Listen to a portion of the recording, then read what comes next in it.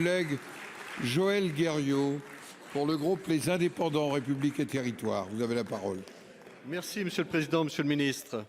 L'Éducation nationale vient d'informer de nombreux maires ruraux de projets de fermeture sans qu'ils aient été préalablement consultés. À titre d'exemple, en Loire-Atlantique, 29 communes rurales ont une épée de Damoclès au-dessus du toit de leur école. Ainsi, les écoles rurales sont le théâtre d'un drame qui se joue année après année. Les fermetures de classes pénalisent les familles, obligées de réaliser de plus longs trajets. Elles privent les petites communes d'un élément central de leur vitalité et bien sûr de leur attractivité. Le président de la République avait assuré en 2019 qu'aucune classe ne fermerait sans l'accord du maire de la commune. Récemment, votre ministère s'est engagé à mieux prendre en compte les contraintes territoriales. La méthode actuelle de gestion de la carte scolaire n'est pas adaptée aux réalités du monde rural. La décision d'ouverture et de fermeture de classe n'est-elle pas prise chaque année un peu trop tôt pour la rentrée suivante?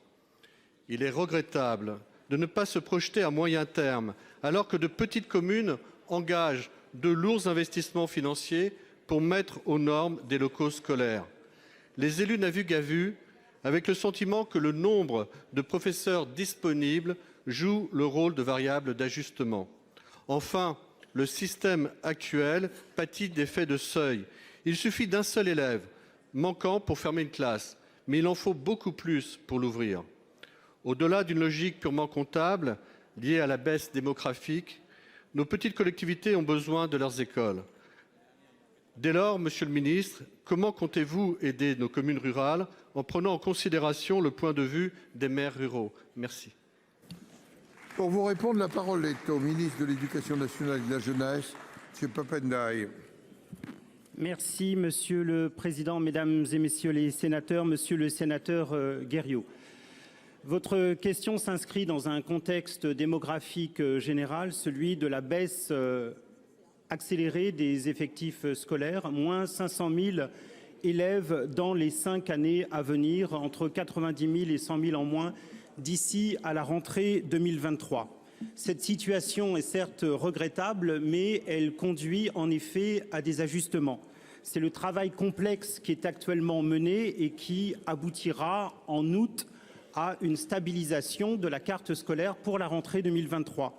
Notre ligne directrice, elle est très simple. Nous nous adaptons aux réalités démographiques nationales, régionales et locales, tout en tenant particulièrement compte de la situation des territoires ruraux.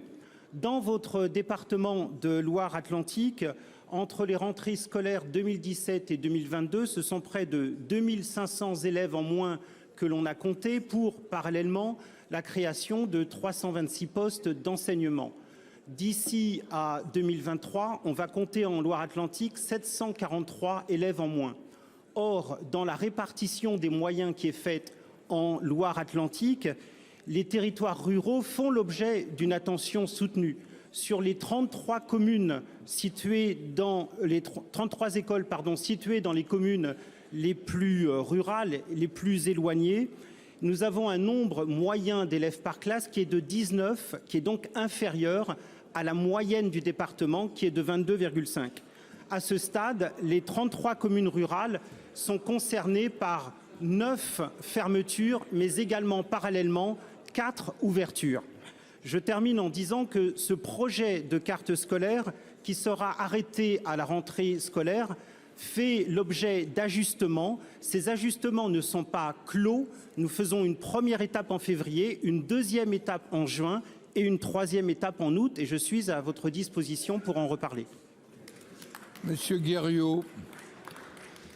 Merci Monsieur le Ministre. J'attire simplement votre attention sur le fait que d'un côté, il y a une logique à moyen terme qui est l'investissement fait par les communes rurales sur des moyens financiers très limités pour pouvoir rénover, agrandir, voire sécuriser leurs écoles. Et de l'autre côté, une logique annuelle qui consiste à faire un plan d'effectifs qui peut amener à une fermeture de classe, alors que l'année suivante, eh bien, il faudrait la réouvrir. Mais sauf que pour la réouvrir, il faut beaucoup plus de monde que dans le cas de la fermeture. Voilà le point central de cette préoccupation. Et je vous remercie de bien vouloir entendre les maires ruraux qui sont très inquiets pour cela. La parole est maintenant, Madame